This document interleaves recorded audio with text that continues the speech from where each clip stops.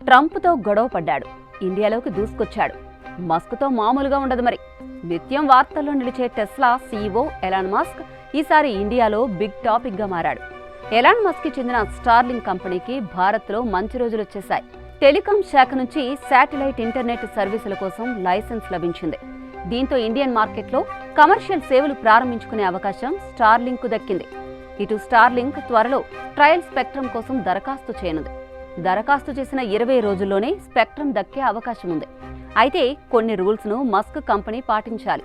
ప్రభుత్వానికి అవసరమైనప్పుడు ఇంటర్నెట్ సమాచారాన్ని యాక్సెస్ చేసే అవకాశం ఇవ్వాలి.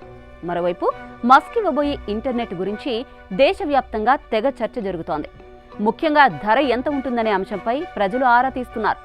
ఇంతకీ మస్క్ ఇంటర్నెట్ సర్వీస్ ధర ఎంత ఉండే ఛాన్స్ ఉంది? అసలు ఈ స్టార్లింక్ అంటే ఏంటి?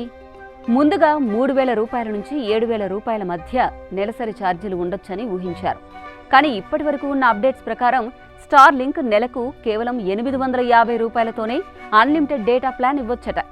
ఇదే నిజమైతే స్టార్లింక్ భారత్లో ఎక్కువ మంది వినియోగదారులకు అందుబాటులోకి రావచ్చు.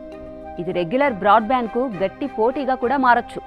ఇక స్టార్లింక్ ఇంటర్నెట్ ఉపయోగించాలంటే ఓ శాటిలైట్ డిష్తో పాటు వైఫై రౌటర్తో కూడిన హార్డ్వేర్ కిట్ కొనాల్సి ఉంటుంది. దీని ఖర్చు సుమారుగా 35,000 రూపాయలు ఉండొచ్చట. అంటే నెలసరి ఛార్జీలు తక్కువగా ఉన్నా మొదటిసారి కొనాల్సిన కిట్ మాత్రం చాలా భారమనే చెప్పాలి. ముఖ్యంగా మిడిల్ క్లాస్ ప్రజలు ఇది కొనాలంటే 1కి 10 సార్లు ఆలోచించాల్సి రావచ్చు. ఇక స్టార్లింక్తో మాత్రం చాలా ప్రయోజనాలే కనిపిస్తున్నాయి. ఎందుకంటే స్టార్లింక్ ద్వారా శాటిలైట్ పరిధిలో ఉన్న ఏ ప్రాంతంలోనైనా శాటిలైట్ బ్రాడ్బ్యాండ్ ద్వారా ఇంటర్నెట్ సేవలను అందించవచ్చు. దీని ద్వారా మారుమూల గ్రామీణ ప్రాంతాలకు కూడా ఇంటర్నెట్ సదుపాయం కలుగుతుంది. అంటే టెలిఫోన్ లైన్స్, కేబుల్స్ అందుబాటులో లేని ప్రాంతాల్లోనూ ఇంటర్నెట్ సేవలను అక్కడి ప్రజలు పొందొచ్చు. మస్క్ ఉద్దేశం కూడా ఇదే. ఆయన కంపెనీ స్టార్లింక్ ఎర్త్ ఆర్బిట్ శాటిలైట్లను ఉపయోగిస్తుంది. భూ ఉపరితలం నుంచి 160 నుంచి 1000 కిలోమీటర్ల దూరంలో అవి ఉంటాయి.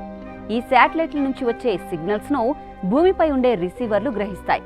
అవి ప్రజలకు ఇంటర్నెట్ డేటాను అందిస్తాయి. స్టార్లింక్ సంస్థకు 6,419 శాటిలైట్లతో లింక్ ఉంది. దాదాపు 100 దేశాల్లో 40 లక్షల మందికి పైగా మస్క్ స్టార్లింక్ సేవలు పొందుతున్నారు. భారత్లోనూ తమ సేవలను ప్రారంభించాలని మస్క్ 2021 నుంచి ప్రయత్నిస్తున్నారు. అయితే ఇప్పటికీ ఆయన ప్రయత్నాలు సక్సెస్ అయ్యాయి. అది కూడా ట్రంప్తో తెగదెంపులు చేసుకున్న కొన్ని రోజులకే మస్క్ కంపెనీకి ఇండియా గ్రీన్ సిగ్నల్ ఇవ్వడం తీవ్ర చర్చకు దారితీసింది.